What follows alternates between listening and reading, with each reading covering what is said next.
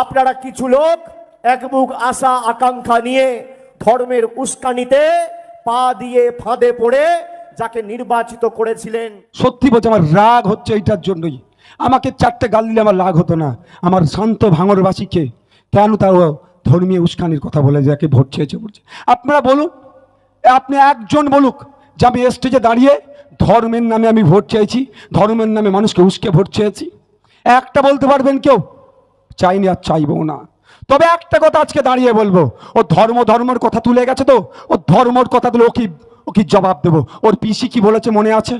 বলছে কোরআন শরীফ শেষ হয়ে যাবে, রামায়ণ শেষ হয়ে যাবে, নাকি গীতা শেষ হয়ে যাবে, বাইবেল শেষ হয়ে যাবে।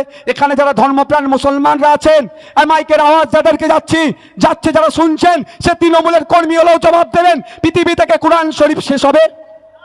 বলেন। আর ওর পিসি কি বলেছে? কোরআন শেষ হয়ে যাবে, ওর উন্নয়ন শেষ হবে না। ওর পিসিকে জবাব দিতে হবে তো নাকি? জবাব দিতে হবে তো নাকি? একটা ভোট ওকে দেওয়া যাবে না। এখানে আমার আছে সনাতনী ধর্মের মানুষেরা আছে, সনাতনী ধর্মের মানুষেরা আছে, ডাক্তার আছে, উঠেন আপনারা বলুন, বাইবেলকে গীতাকে এনে যে কথা বলেছে কোনোদিন মানবে ধর্ম? কোনোদিন মানা যায় না। তাই ধর্মপ্রাণ মানুষকে বলবো, যেভাবে কোরআন শরীফকে অপমান করেছে ঠিক একইভাবে বাইবেলকে অপমান করেছে, গীতাকে অপমান করেছে। মানে ধর্মপ্রাণ মানুষ, এই ভাঙড়ের মানুষ, যাদবপুরের মানুষ, এই অভিষেক ব্যানার্জির পিসিকে জবাব দিয়ে আমরা দেখিয়ে দেব।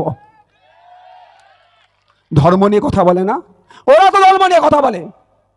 অভিষেক ব্যানার্জির পিসি মাথায় হিজাব দিয়ে ভোট চাইতে যায়, লজ্জা করে না ওদেরকে?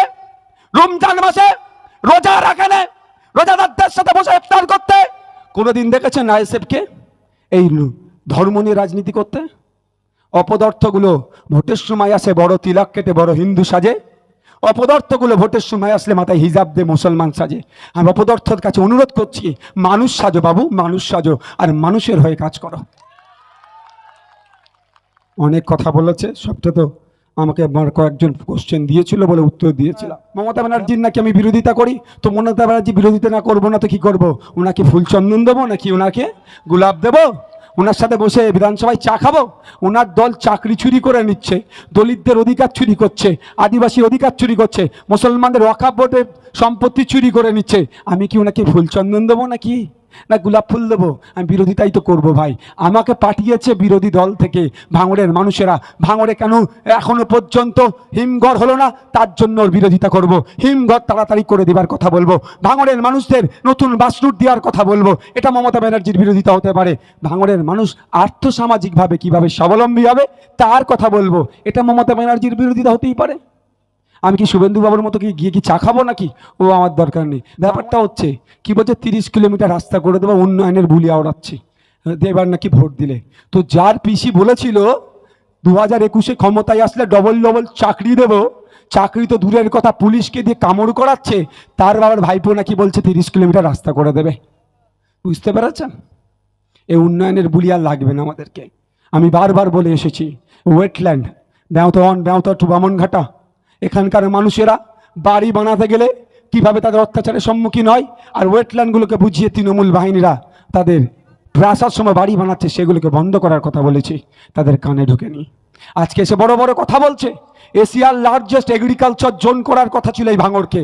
এশিয়ার লার্জেস্ট এগ্রিকালচার জোন তৈরি করলে এখানকার সবজি বিদেশে যেত, বিদেশে গেলে বিদেশ থেকে ডলার আসতো, এই ভাঙড়ের কৃষকদের হাতে উঠতো।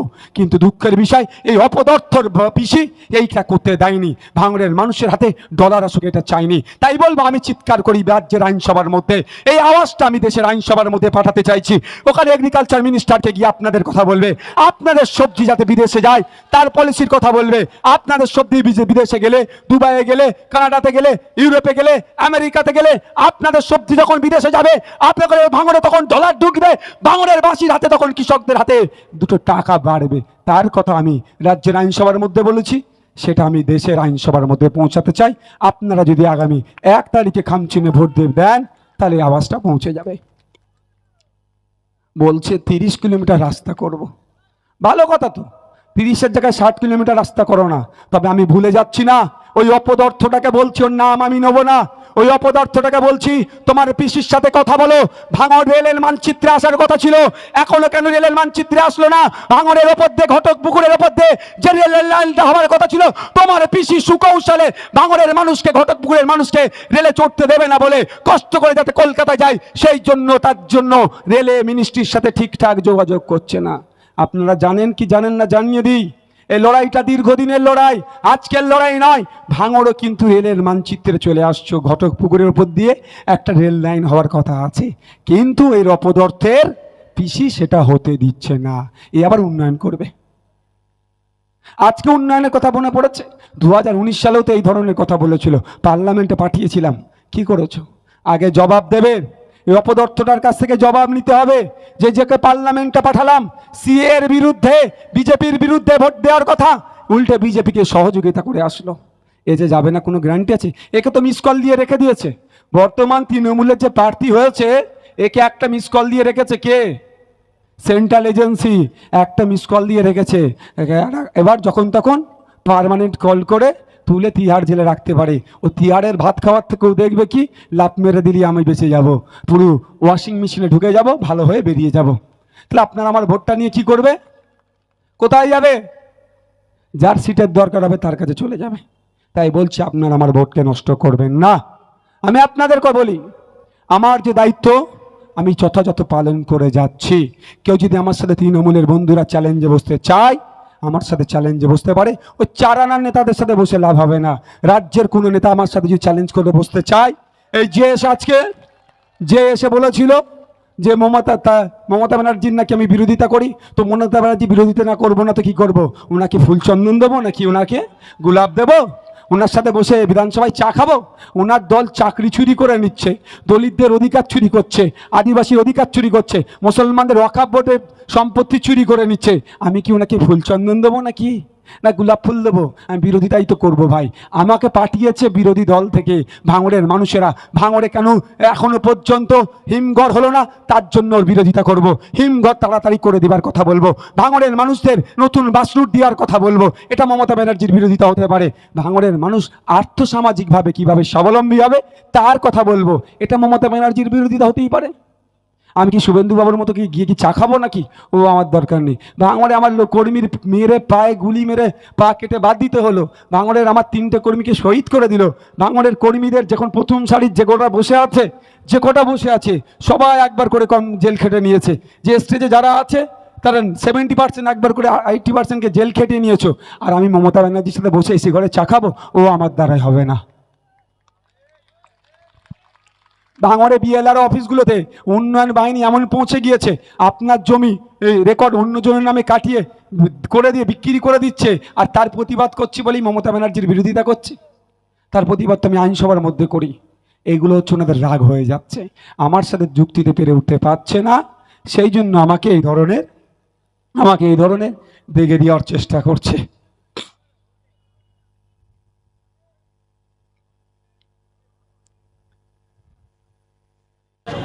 স্লোগানটা কই দাও।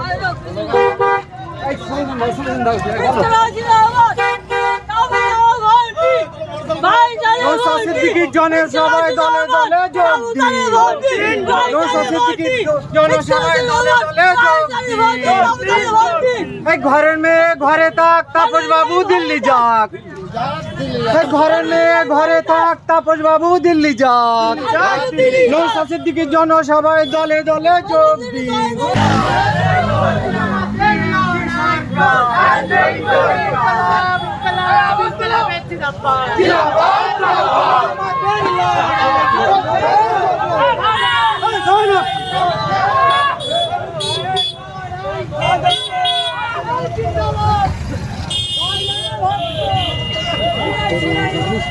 সরু উঠছে একদম, হ্যাঁ সরু উঠে ভালো আছে।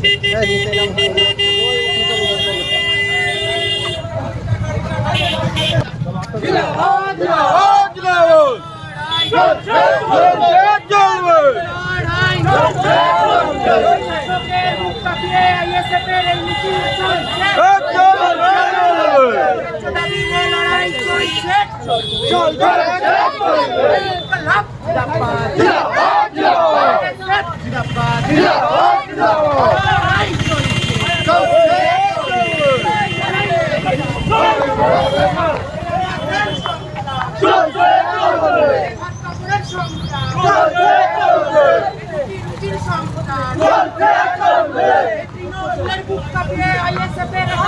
ভারত